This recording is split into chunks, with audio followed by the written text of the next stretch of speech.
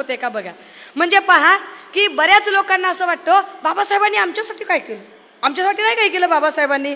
त्यांना हे सांगितलं गेलं पाहिजे की कलम 341-42 हे SC ST साठी नंतर लिहिलं गेलं, पण कलम 340 हे OBCसाठी सगळ्यात आधी लिहिलं गेलं. आणि 340 नुसार त्यावेळेला लिहून ठेवलं की मी कलम 340 मध्ये अशी तरतूद करतोय की जेव्हा कधी पहिली निवडणूक होईल, पहिलं सरकार येईल, तेव्हा पहिल्या सरकारने राष्ट्रपतीच्या सल्ल्याने इथे पहिलं OBCचं कमिशन नेमावं. आता परत कर्मचाऱ्यांमध्ये जर आमचे काही OBC भाऊ असतील तर त्यांना असं वाटेल काय ताई तुम्ही बोलताय ना, आम्ही विश्वास ठेवायचा. अहो बाबासाहेबांनी असं कलम लिहून ठेवलं, मुळात असा पेचच कशाला घातला. बाबासाहेब जर इतके विद्वान होते तर डायरेक्ट त्यांनीच का बरं यादी दिली नाही, असं तुम्हाला वाटणं स्वाभाविक आहे की बाबासाहेबांनी डायरेक्ट जातींची यादी तयार करायची होती. पेच कशाला घातला की आयोग नेमान, आयोगाने यादी करावी.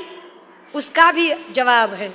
त्याचं कारण असं होतं की तत्कालीन व्यवस्थेतल्या OBCच्या नेत्यांना बाबासाहेब जातींची यादी मागत होते, एकही OBCचा नेता जातीची यादी देत नव्हता.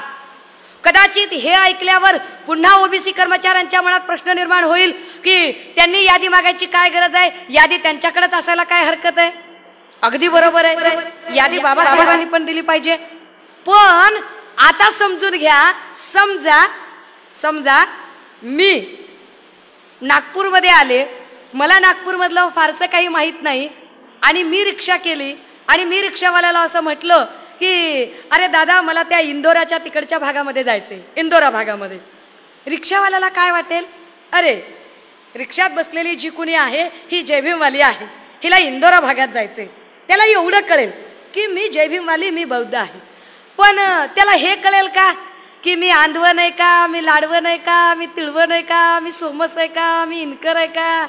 चालतं ना, विदर्भात जास्तच चालतं. हा समजा तुम्ही म्हणाल की भटक्यांच्या 42 जातींसकट सुषमाताईंनी नागपूरच्या दीक्षाभूमीवरून बौद्ध धर्माची दीक्षा घेतली आणि त्या 42 जातींमध्ये पारधी एक जात होती.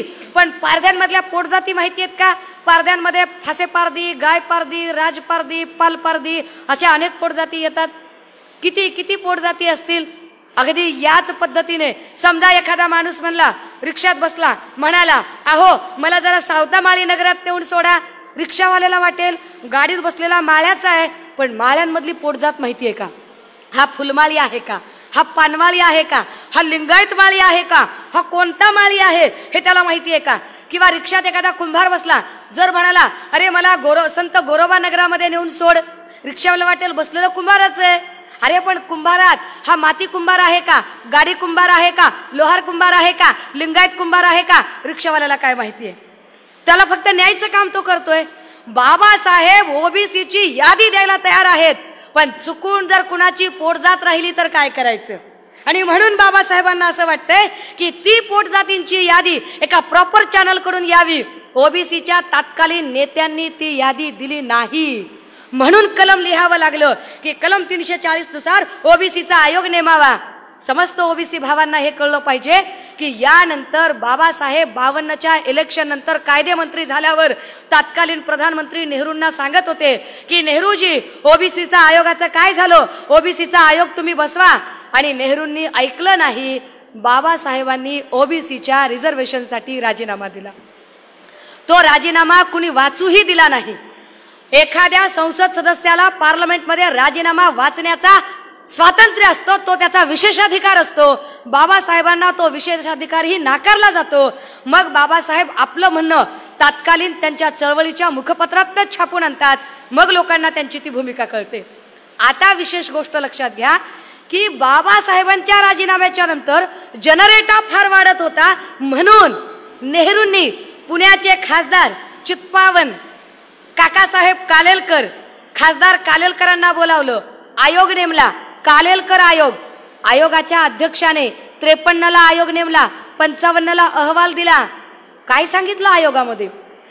3343 जाती OBC मध्ये येतात. हे कालेलकर आयोगाची आकडेवारी होती. ढोबळ मानाने इरावती कर्वे आणि GS धुर्वे हे मानववंश शास्त्रज्ञ सांगतात की या देशात 6500 प्रमुख जाती आहेत. विचार करा 6,500 पैकी जर 3,343 जाती या ओबीसी मध्ये येत आहेत असं सांगितलं जातंय, याचा अर्थ निम्म्याच्या जवळपास जाती आधीच एवढ्या एससीतल्या जाती बाबासाहेबांच्या प्रभावाखाली होत्या. पुन्हा या ओबीसीच्या जातींना जर कळलं की हे आरक्षण बाबासाहेबांमुळे मिळालेलं आहे तर तेही बाबासाहेबांच्याच प्रभावाखाली जातील. मग आपल्या हातात काय राहील?